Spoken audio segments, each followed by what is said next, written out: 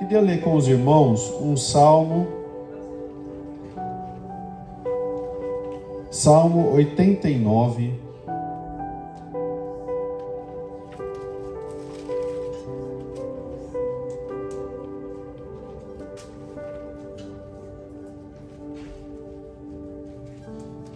Esse é um salmo lindo que foi escrito a respeito do trono de Deus e do tempo de Deus e a fidelidade de Deus. Nós vamos ler ele, vamos aprender algo importante aqui da parte do Senhor para a nossa vida. Então, Salmo 89 diz assim: Cantarei para sempre o teu amor, ó Senhor, anunciarei a tua fidelidade a todas as gerações. Sabe que isso é importante? Nós devemos sempre anunciar a fidelidade de Deus para a geração posterior. Nós temos que ensinar os nossos filhos sobre a fidelidade de Deus, sobre as promessas que Deus fez. Tem gente que fala, criança não aprende nada. Pelo contrário, quando criança é que eles estão absorvendo tudo e eles confiam em nós como fonte de informação segura. Quando eles chegam na adolescência, quando eles chegam em idades mais adultas, muitos decidem desconfiar dos seus pais e vão achar que tudo que o pai fala é porque não quer que ele cresça. É pensamento de adolescente, né? Que nós rejeitamos em nome de Jesus, né? Repreendendo isso, porque nós devemos desde a primeira infância estar anunciando a fidelidade e o amor de Deus para os nossos filhos. Está anunciando que Deus é bom, que Deus cumpre o que Ele promete, que às vezes as coisas podem parecer difíceis, mas Deus sempre tem uma solução no final do túnel, não é? Nós podemos ver isso na Bíblia. Nós vemos quando Israel está saindo do mar, está passando pelo mar, e Deus fala para que Moisés pegue ali 12 pedras e faça um monumento, Josué, faça um monumento diante do mar, e aquele monumento é para que sirva de memorial, para que os pais, ou seja, Israel que estava saindo ali do deserto, passe para os seus filhos, para que eles nunca venham a se esquecer do que Deus fez na vida deles. E Israel não cumpriu isso. Israel, eles vivem as promessas de Deus, eles vivem o favor de Deus, Deus vai dando vitória atrás de vitória. Quando aquela geração morre e uma geração nova se levanta, a gente entra em Juízes. O livro de Juízes fala em diversos momentos, e cada um fazia aquilo que achava que era certo aos seus próprios olhos.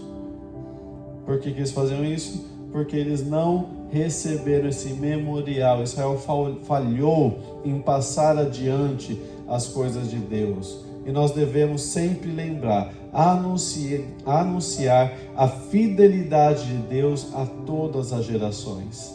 Hoje talvez você tenha filhos, mas um dia você vai ter netos. Até os seus netos você tem que falar, olha, meu netinho, né? Existia um tempo onde as coisas eram mais difíceis, porque Deus sempre faz melhor. Hoje você pode estar passando numa situação difícil, mas ainda hoje a situação que você está passando é melhor do que você estava passando há muito tempo atrás. Porque Deus, Ele é um Deus de promessa e Ele cumpre com a sua palavra. Por isso nós devemos anunciar a fidelidade de Deus a todas as gerações. Olha só o versículo 2. Pois sei que o teu amor dura para sempre, e a tua fidelidade permanece firme como os céus. Tu disseste, fiz uma aliança com Davi, meu servo escolhido. A ele eu fiz esse juramento. Estabelecerei seus descendentes como reis para sempre. Eles se sentarão em seu trono de geração em geração. Ó Senhor, os céus louvam as tuas maravilhas. Multidões de anjos te exaltam por tua fidelidade. Pois quem nos céus se compara ao Senhor? Quem é semelhante ao Senhor entre os seres celestiais? Os mais altos poderes angelicais reverenciam a Deus. Ele é mais temível que todos os que rodeiam o seu trono. Ó Senhor, Deus dos exércitos, quem é poderoso como tu, Senhor? Tu és totalmente fiel. Governa os mares revoltos e acalma as ondas agitadas. esmagaste o grande monstro marinho, com o teu braço poderoso dispersaste os teus inimigos. Os céus são teus, a terra é tua, tudo que há neste mundo pertence a ti. Tu fizeste todas as coisas. Criaste o norte e o sul, o monte Tabor, o monte Hermon, louvam o teu nome. Teu braço é poderoso, tua mão é forte, e a tua mão direita se levanta com força gloriosa. Gente, esse salmo é maravilhoso. E ele vai começar a falar sobre anjos. Então ele começa a falar assim: fala para os seus filhos, para os seus netos, para as gerações futuras, a respeito da fidelidade de Deus. A fidelidade de Deus está falando que aquilo que Deus fala, Ele cumpre. Ele é fiel, nós podemos confiar na palavra de Deus. É essa que é a origem da palavra fidelidade, no sentido de que aquilo que foi dito vai se cumprir. Ele é fiel. Então, a Bíblia não fala para nós ensinarmos que Deus é bom. A Bíblia não fala para nós ensinarmos que os sonhos nossos vão se cumprir porque Deus é bom. A Bíblia não fala isso. A Bíblia fala: ensine a seus filhos que Deus é fiel. Ensine a seus filhos que aquilo que Deus prometeu, Ele vai cumprir. Ensine a seus filhos que se eu fizer algo errado, Deus é fiel para me julgar mediante o que eu fiz de errado, porque Deus é fiel, Deus não é injusto. E o salmista vai começar agora a sair da fidelidade para o homem, e ele vai agora para os seres celestiais. Vai falar: os seres celestiais têm medo, ou temem a Deus, ou reverenciam a Deus, por causa justamente da sua fidelidade. Porque quando Deus abre a boca para falar, aquilo que Ele falou vai se cumprir. Então, nós devemos ter muito temor, porque aquilo que Deus abrir a boca para falar, Ele não vai voltar atrás na palavra dEle. A Bíblia fala: eu não sou homem para me arrepender, não sou homem para mentir, nem filho do homem para me arrepender, para voltar atrás na minha palavra, porque senão Ele não seria fiel. Essa é a fidelidade. A palavra lançada uma vez, ela não volta atrás. Uma vez que Ele lança, vai se cumprir. Ela vai voltar depois de cumprir tudo aquilo que ela foi liberada para fazer. E o salmista vai falar justamente que por causa disso, todos os poderes dos céus temem a Deus. Seja um temor de medo, que é o que os demônios têm, seja um temor de reverência, que é o que os anjos e os seres celestiais têm. Porque eles sabem, a hora que Deus abrir a boca, vai se cumprir. Então eles querem garantir que Deus abre a boca para falar algo que seja favorável. Bom, o salmista vai adiante e mostra que além da fidelidade de Deus, Deus é poderoso para fazer com que mares revoltos, ondas agitadas, monstros marinhos e toda a criação se cale e acalme-se diante da presença dele. Mas o que eu quero chamar a sua atenção é o versículo 14. Nós lemos até agora o versículo 13. Olha só o que o versículo 14 vai nos falar: justiça e retidão. Ou seja, Deus pode fazer tudo isso. Deus é fiel para cumprir, Deus é poderoso para estabelecer a vontade dele. Mas aí chega aqui no versículo 14 e vai falar assim: justiça e retidão são alicerces, são base, dependendo da sua tradução, do seu trono. Ou seja, mesmo Deus sendo fiel, mesmo Deus tendo poder para destruir, para criar, para fazer o que Ele quiser, a palavra de Deus nos fala que o trono de Deus, ele se estabelece em justiça e juízo, retidão. Ele não é injusto com ninguém. Isso é base do trono de Deus. O dia que Deus for injusto, Deus perde o seu trono. O dia em que Deus deixar de ser reto, Ele perde o seu trono. Mas além da base do trono de Deus ser justiça e juízo, o amor e a verdade, ou a misericórdia, dependendo da sua tradução, vão adiante do seu rosto, vão à sua frente. Nós vamos trabalhar um pouquinho sobre isso esta manhã. Porque Deus, para Ele estabelecer a sua justiça e o seu juízo, é necessário que haja um tempo de amor e de misericórdia da parte de Deus para a nossa vida. Às vezes a gente olha para as coisas acontecendo no mundo e a gente pergunta por que Deus permite isso?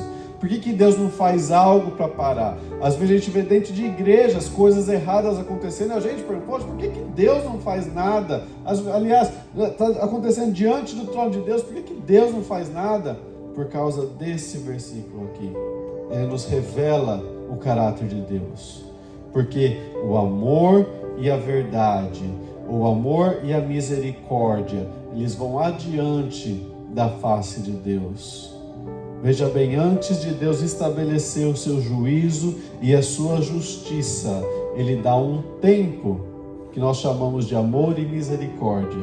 E esse tempo é o tempo que Deus permite para que nós possamos nos arrepender das nossas falhas, dos nossos pecados, daquilo que nós fazemos contra o Senhor.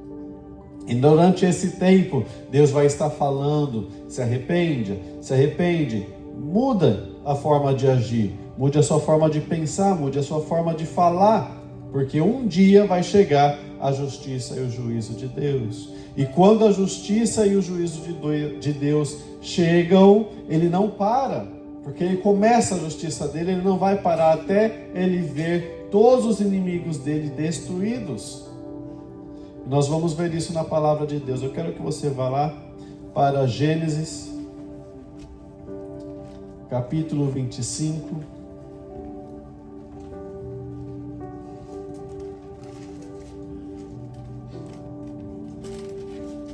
É um texto bastante conhecido. Nós vamos ver uma situação geracional aqui.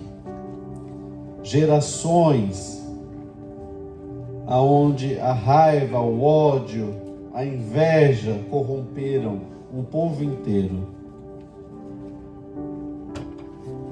E às vezes os israelitas pensaram, onde está o Senhor? Existem salmos que falam, onde está o meu Deus? Né? Aqui, inclusive quando Jesus está na cruz, né, e ele fala, Senhor, Senhor, por que me abandonaste? É um salmo que ele está falando. A palavra só fala de si mesma, só fala sobre a palavra.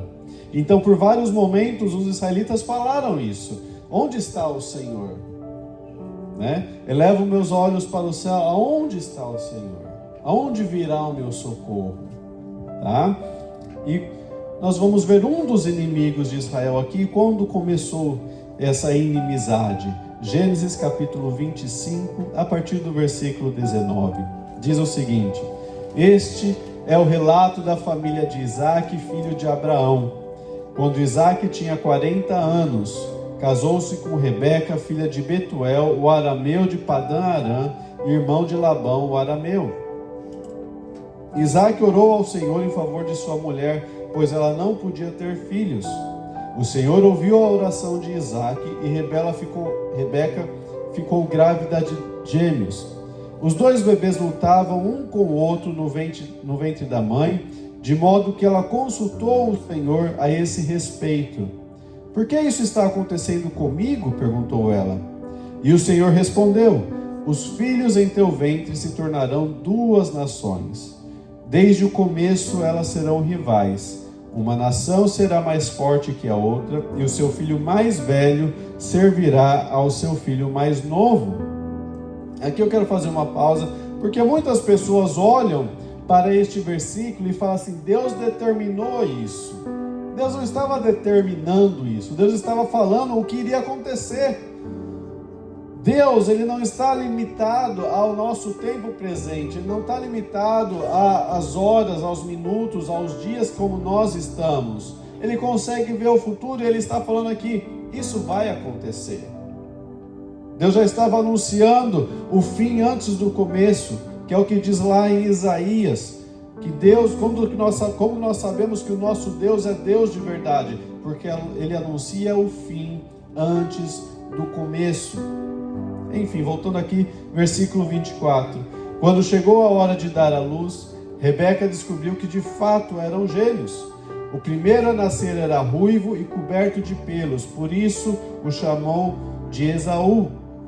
Depois nasceu o outro gêmeo, com a mão agarrada ao calcanhar de Esaú, por isso o chamaram de Jacó. Isaque tinha 60 anos quando os gêmeos nasceram. Bom, então nós vemos aqui o nascimento de dois meninos. Versículo 27 vai nos falar que eles cresceram. Esaú se torna um caçador habilidoso que vivia ao ar livre, enquanto Jacó era mais pacato e preferia ficar em casa. Isaque amava mais Jaú porque gostava de comer a carne que ele trazia, mas Rebeca amava mais a Jacó. Certo dia, quando Jacó preparava um ensopado, Esaú chegou do deserto exausto e faminto. Eu estou faminto, disse ele a Jacó.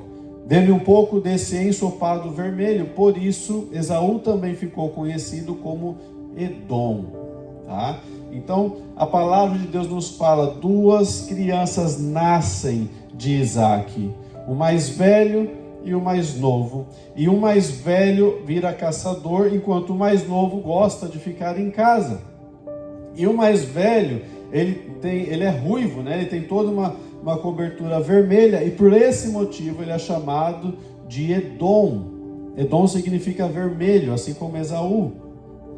E quando nós vemos aqui a palavra de Deus, chega um certo momento, eles vão crescer, e Edom, ou Esaú, ele gostaria de comer, mas ele estava com fome, e chega um momento quando ele se aproxima de Jacó, e Jacó está cozinhando, e ele fala, me dê essa comida porque eu vou morrer. Né? Já viu aquela expressão, vou morrer de fome? Né? Vem daqui, estou morrendo de fome. Vem daqui. Está bem, respondeu Jacó, mas em troca, dê-me seus direitos de filho mais velho. Estou morrendo de fome, disse Esaú. Então de que me servem meus direitos de filho mais velho? Olha que interessante. Esaú, que é aquele que é um caçador, que podia matar qualquer animal e comer, estava desesperado para pegar a comida que o seu irmão estava fazendo. Bom, eu vou adiantar aqui, nós já sabemos essa história. Esaú vai se desfazer da sua bênção, da sua herança celestial. No versículo 34 fala assim, então Jacó deu a Esaú um pedaço de pão e ensopado de lentilhas. Esaú comeu, levantou-se e foi embora. E a Bíblia faz questão de falar assim ele desprezou seu direito de filho mais velho. Então Esaú, que tinha todos os direitos, que tinha tudo aquilo que ele poderia ter direito de receber, ele simplesmente fala, eu prefiro trocar tudo isso daqui por um pedaço de pão e um prato com lentilhas, uma sopinha de lentilhas. O que já é terrível, mostra-nos que ele não dava qualquer valor para as coisas de Deus. Ele não estava preocupado com nada, ele era uma pessoa totalmente irresponsável. Mas ele mesmo fala, de que me serve isso? De que me adianta eu ter primogenitura se eu não posso comer um prato de lentilhas? Deixa eu te falar, existem momentos onde nós fazemos isso. De que me adianta eu servir ao Senhor se eu não posso ir na balada? De que me adianta eu servir ao Senhor se eu não posso beber? De que adianta eu me servir ao Senhor se eu não posso usar droga? De que me adianta eu servir ao Senhor se eu não posso fazer isso, aquilo outro? Nós estamos fazendo como Esaú. Estamos trocando a bênção, a unção que Deus tem sobre a nossa vida por algo que o mundo pode oferecer. Muitas pessoas fazem isso, infelizmente. Mas quando nós voltamos aqui na palavra de Deus, nós vemos que o tempo vai passar e vai chegar um momento onde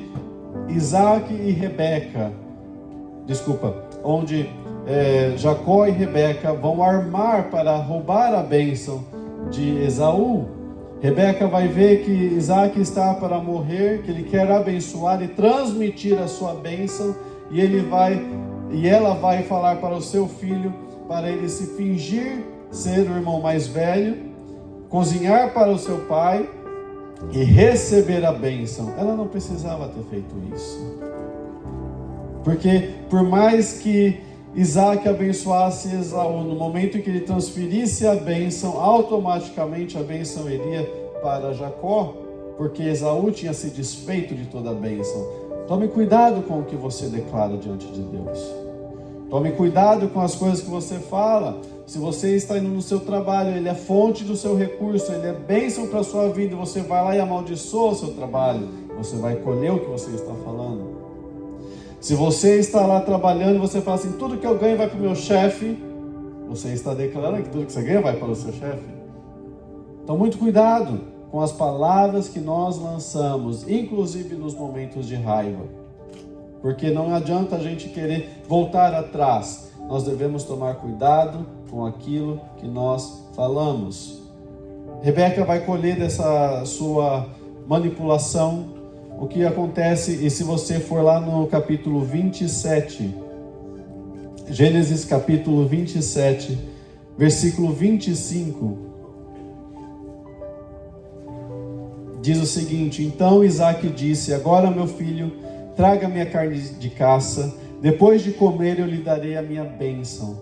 Jacó trouxe a comida para o pai, Isaac comeu, também bebeu o vinho que Jacó lhe serviu. Por fim, Isaac disse a Jacó, aproxime-se por favor e dê-me um beijo, meu filho. Jacó se aproximou e o beijou, e quando Isaac sentiu o cheiro das roupas, finalmente abençoou o filho e disse, o cheiro de meu filho é como o cheiro do campo que o Senhor abençoou. E ele começa a declarar a bênção do orvalho do céu, da riqueza da terra.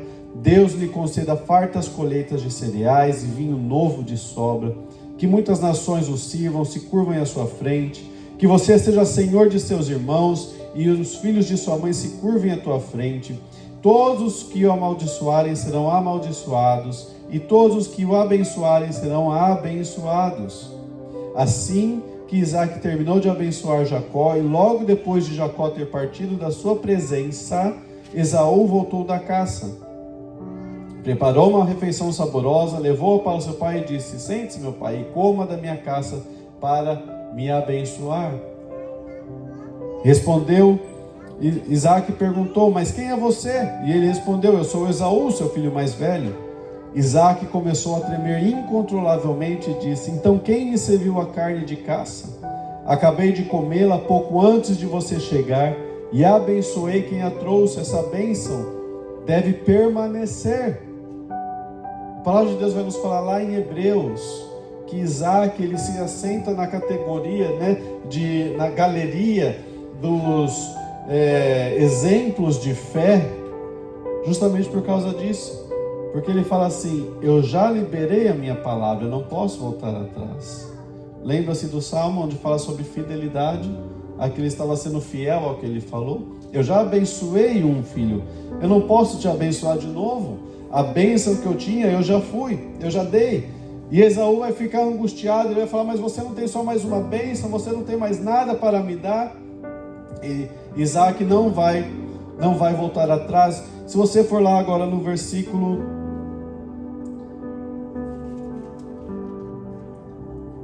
38, diz assim, Esaú suplicou, por acaso o Senhor tem apenas uma bênção?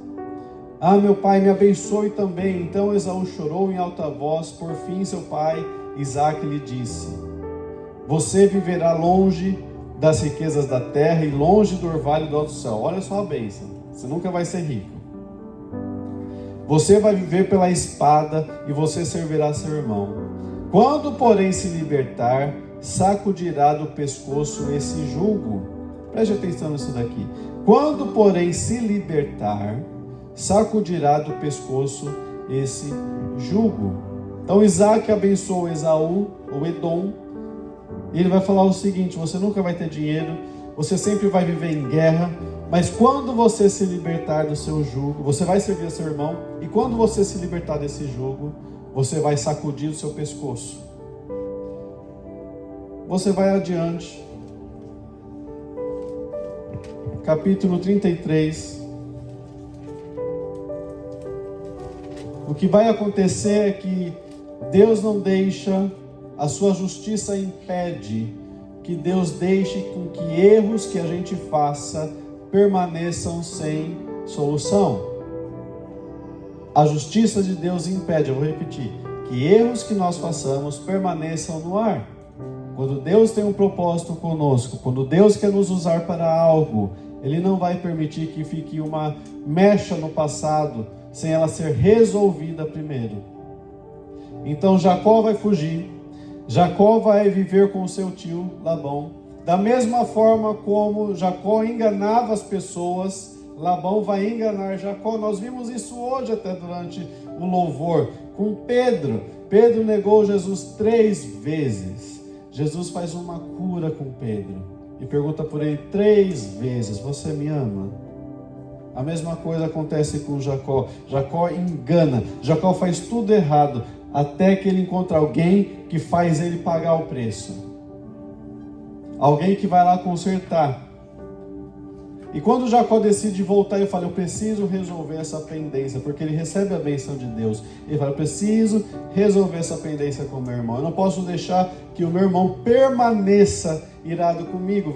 Capítulo 33, versículo 1.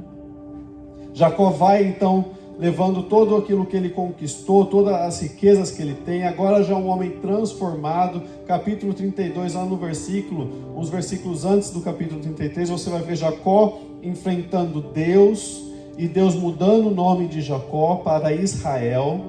Aqui no capítulo 33, diz assim: Jacó levantou os olhos e viu Esaú aproximando-se com seus 400 homens. Assim dividiu os filhos entre Lia, Raquel e as 2 servas, colocou as servas e os filhos delas à frente, Lia e seus filhos em seguida, e Raquel e José por último. Jacó passou à frente, e ao aproximar-se de seu irmão, curvou-se até o chão 7 vezes. Esaú correu ao encontro de Jacó e o abraçou, pôs os braços em volta do pescoço do irmão e o beijou, e os dois choraram. Olha que lindo o reencontro, não é? Nós lemos isso daqui e a gente fica feliz. A gente fala: olha só como o amor venceu, né? Só que não. Conforme a gente vai mais adiante, conforme nós vamos lendo adiante, Jacó vai dar origem à nação de Israel, e Esaú vai dar origem à nação de Edom. E Edom vai ser inimigo de Israel.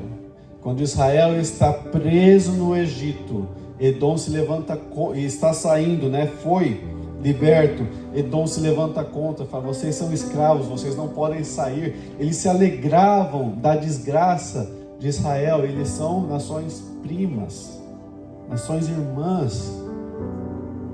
Eles se alegravam com isso, eles perseguiram. Quando Israel passava por dificuldades, Edom se juntava às pessoas que se levantavam contra Israel. Edom tinha prazer na falha de Israel. Quando Deus fazia com que Israel fosse castigado, quando Deus fazia com que Israel fosse disciplinado, Edom ficava feliz. E chega um momento que Deus está vendo isso, e Deus fala: chega. Lembra-se do Salmo 89 que nós lemos? Todos os seres celestiais, eles temem a Deus por causa da sua fidelidade, aonde esse temor ele pode ser de medo por causa dos demônios, e ele pode ser de reverência por causa dos anjos, porque uma vez que Deus fala, Deus não volta atrás. Chega um momento onde Deus fala: chega desse irmão, que são nações irmãs. Chega de Edom ficar falando contra Israel. Chega de Edom ficar feliz contra Israel. E é onde nós chegamos aqui no texto principal da ministração de hoje. Obadias. Só tem um capítulo. Você vai ver um texto que são os não devias de Deus. Deus vai levantar um profeta, e esse profeta vai se levantar contra Edom, e ele vai lançar condenação sobre toda a nação de Edom. E essa condenação a gente chama de os não devias, ou não deverias de Deus. E olha só como começa, versículo 2. Obadias só tem um capítulo, versículo 2 diz assim: o Senhor diz a Edom: Eu o tornarei pequeno entre as nações. Você vai ser desprezado. Foi enganado por causa do seu orgulho, pois vive numa fortaleza de pedra e mora no alto dos montes. Quem me derrubará daqui de cima, pensa consigo mesmo. Mesmo que suba tão alto como as águias e faça seu ninho entre as estrelas, lá eu o derrubarei, diz o Senhor. E Deus vai começar a falar: se ladrões viessem à noite e roubassem tudo, e te roubassem, te assaltassem, eles ainda não levariam tudo. Isso é terrível. Mas no seu caso, eu vou destruir tudo.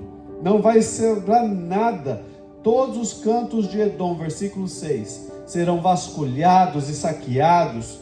Todos os tesouros serão encontrados e serão levados embora. Todos os seus aliados vão te expulsar. Todos os seus amigos vão se levantar contra você. Versículo 8. Naquele dia não restará um sábio sequer em toda a terra de Edom. Ou seja, vai acabar com toda a inteligência, com toda a sabedoria. Nada vai sobrar de Edom. Não vai sobrar nenhuma pessoa. Deus chega no momento onde Deus fala: chega. Chega, eu me cansei disso. Vocês poderiam ter ajudado Israel em vários momentos, mas eu me cansei. Então Deus começa falando toda a consequência, todo o destino de Edom. E aí ele chega no ponto que ele fala assim: por que você vai passar por isso? E aqui começam os não devias de Deus. Vão ser 8 não devias. Versículo 10. Por causa da violência que você cometeu contra os seus parentes, os israelitas, você será coberto de vergonha e destruído para sempre. Quando eles foram invadidos, você manteve calado e não quis ajudá-los. Estrangeiros levaram a riqueza da nação e tiraram sortes para dividir Jerusalém. E você agiu como se fosse um deles. Agora começa. Não devias ter ficado satisfeito quando exilaram seus parentes de terras distantes. Não devias ter se alegrado quando o povo de Judá sofreu tamanha desgraça. Não devias ter falado com arrogância naquele tempo de aflição. Não devias ter saqueado a terra de Israel naquele dia de calamidade. Não devias ter ficado satisfeito com a sua destruição naquele dia de calamidade.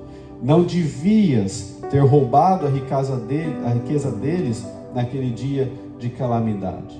Não devias ter ficado nas encruzilhadas para matar os que tentavam escapar. Não devias ter capturado e entregado os sobreviventes naquele tempo de aflição. 8 não devias de Deus. 8 momentos onde Deus fala assim: você não deveria ter feito isso. Quando nós olhamos aqui, nós separamos esses 8 em 4. 4 vão falar de coisas que eles de fato fizeram. Eles assaltaram Israel. Eles mataram israelenses. Eles capturaram israelenses e entregaram para os inimigos de Israel. E eles mataram ou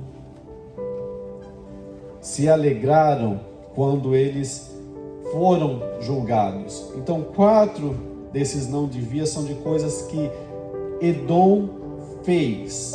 Edom foi lá e ele usou a sua mão e fez, teve uma atitude. Agora, o que eu quero chamar a sua atenção não são esses 4. São os outros 4 que vai falar o que Edom sentiu.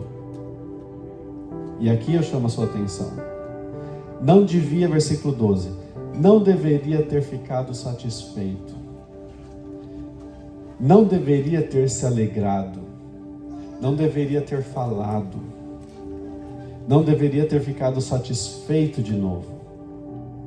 Deus está falando aqui: você ficar satisfeito com a desgraça do seu irmão me incomodou a tal ponto que eu estou mandando um juízo sobre a sua vida, sobre toda uma nação. Por que nós estamos falando disso hoje aqui? Porque existem momentos onde nós vamos ver Deus chamar a atenção de um irmão. A gente não pode ser como Edom e ficar feliz. Olha lá, Deus está pesando a mão. Olha lá, Deus, chegou o momento, agora que Deus vai vingar. Olha só, a pessoa plantou, agora está colhendo, é isso mesmo. Deus, Ele olha para nós e Ele não pode encontrar isso dentro de nós.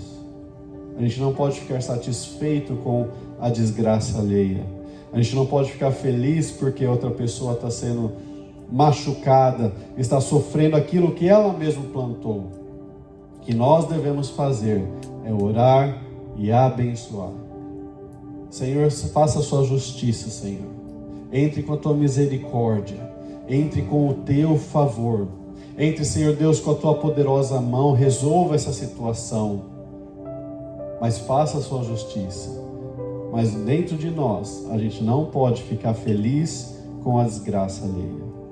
A gente não pode ficar feliz ou sorrir ou falar sobre a desgraça alheia, sobre o que está acontecendo com as pessoas. Deus vai falar: não devias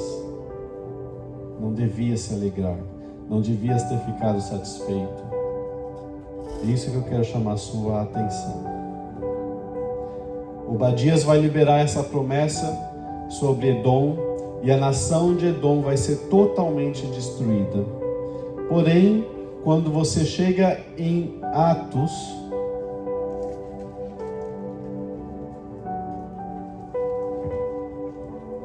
Edom vai se permanecer, vai ter um sobrevivente, uma família de sobreviventes, e essa família vai ter poder entre os homens. Você vai conhecer eles como os Herodes. Herodes eram edomitas ou idumeus. Então, quando você chega lá em Atos, capítulo 12,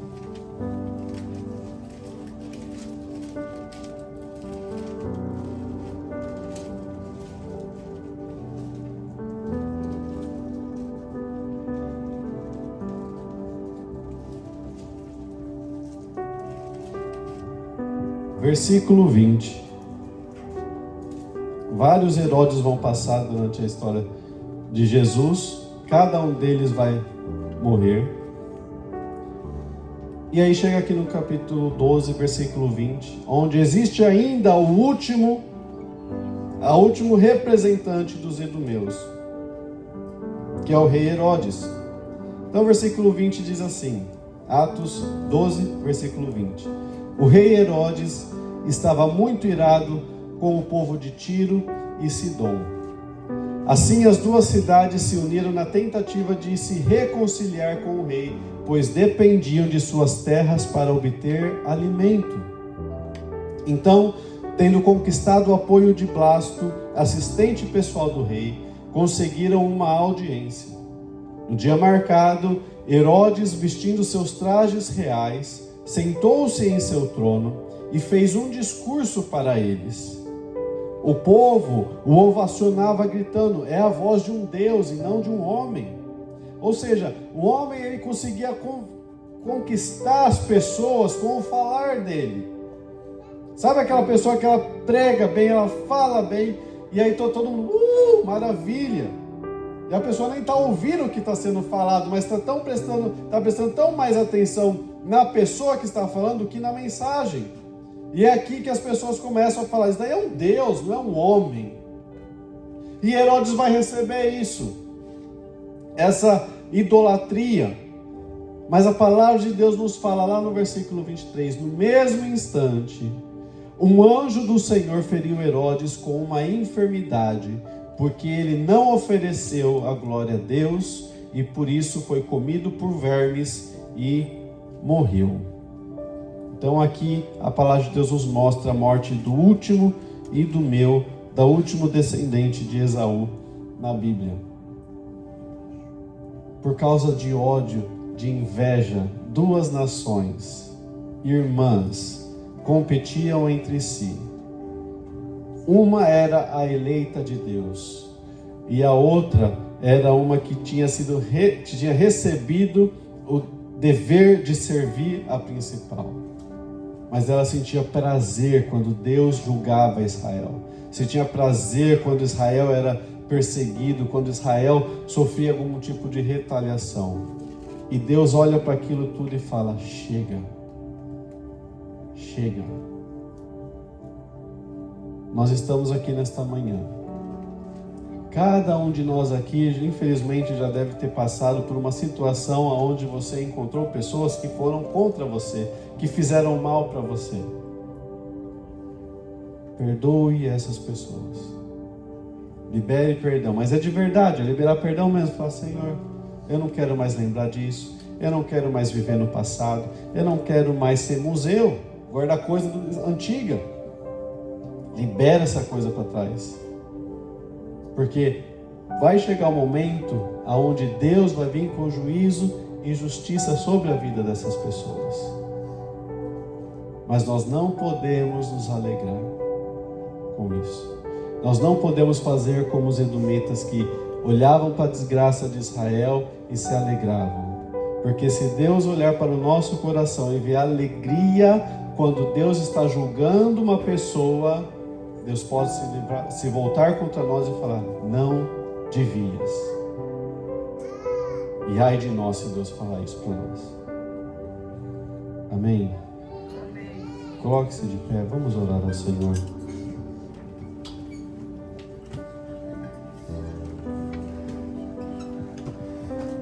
Aí no seu lugar, coloque a mão sobre o seu coração. Irmãos, eu falo isso e obviamente a gente falar é mais fácil. Mas nós devemos praticar isso. Nós devemos praticar isso. Eu não tenho problema algum em falar, mas uma pessoa que nós amamos muito por muito tempo, quando nós saímos do ministério onde nós estávamos, de púlpito, amaldiçoou as minhas filhas. São crianças de 7 anos, 4 anos, amaldiçoando de câncer, de morte e tudo mais. E quando isso chegou ao nosso coração, a gente falou assim, Senhor, a gente libera perdão. A gente não quer guardar isso. A gente sabe o nosso caráter e principal, o Senhor sabe de todas as coisas. E um dia o Senhor vai trazer a consequência de tudo. Isso é algo que eu fico falando toda vez. Não devemos nos alegrar com o juízo de Deus. Não devemos nos alegrar quando alguma coisa dá errado, porque não cabe a nós. Então eu não sei se você passou por alguma coisa e às vezes você sabe de alguma coisa do passado, mas entrega para Deus. Não se alegre. Não fique satisfeito. Chegou o momento de Deus julgar, agora aquela pessoa vai quebrar a cara. Não pensa isso. Seja um intercessor, fala, Senhor, o Senhor é justo e é fiel naquilo que o Senhor promete. O Senhor é poderoso para mudar corações, e o Senhor é poderoso para fazer a justiça perfeita do Senhor. Guarde o seu coração de se alegrar com o mal dos outros. Guarde o seu coração de ficar feliz quando alguma coisa der errado com o outro. Nós não podemos permitir que Deus vire-se para nós e fala, não devias. Não devias. Não vamos deixar nada entrar no nosso coração. Se existe alguma coisa, deixa no passado. Eu quero orar por você nessa manhã. Senhor, em nome de Jesus, nós estamos aqui, Senhor, louvando e engrandecendo o Teu nome. O Senhor sabe porque o Senhor trouxe esta palavra para esta manhã, para esta audiência, meu Pai. O Senhor sabe de todas as coisas e nada a Ti é oculto, Senhor. Em nome de Jesus, nós queremos declarar que nós deixamos no passado, Senhor Deus, toda mágoa, toda tristeza. Nós liberamos perdão, Senhor, sobre todos aqueles que nos ofenderam. Senhor Deus, que fizeram algum mal para nós. Senhor, se alguém aqui tem uma dificuldade em liberar, em esquecer, Senhor, em nome de Jesus, que o Senhor venha tratar. Senhor, que o Senhor venha mostrar que o Teu caminho é muito maior do que os nossos caminhos, Senhor Deus. Que o liberar perdão libera a nossa alma, meu Pai, em nome de Jesus. Senhor Deus, que não encontre em nosso coração, Senhor Deus, alegria com o julgamento dos outros, Que não encontre em nosso coração, Senhor Deus, satisfação em ver o outro sofrer. Senhor, mas que a gente sempre esteja com o coração alinhado com a Tua vontade, em nome de Jesus. Senhor, guarde-nos, guarde o nosso coração, nos ajude, Senhor, a sondar os nossos corações e a contar os dias, Senhor. A transmitir para os nossos filhos e nossas filhas, nossos netos, nossos bisnetos, a fidelidade de Deus. Que o Teu amor não falha e a Tua palavra permanece fiel. Em nome de Jesus, Senhor, que cada uma das Suas promessas sobre a nossa vida venham a se cumprir em todas as áreas de nossa vida. E nós repreendemos todo mal, tudo aquilo que às vezes se levanta, Senhor Deus, para nos constranger, que se levanta para nos fazer pecar, que se levanta para desviar o nosso coração ou para semear algo ruim dentro de nós, Senhor. Senhor, em nome de Jesus, tira dentro de nós toda a raiz de amargura, tira dentro de nós, Senhor Deus, todo o desejo de vingança, tira dentro de nós, Senhor Deus, todo o desejo, Senhor Deus, de fazer as coisas com as nossas próprias mãos, mas que a gente possa viver de forma que agrada o Teu coração, em nome de Jesus. Abençoa, meu Pai, cada família aqui representada. Abençoe, Senhor Deus, cada projeto que cada família aqui tem. Abençoe-nos para que nós possamos refletir a Tua glória aonde nós estivermos. Em nome de Jesus. Amém.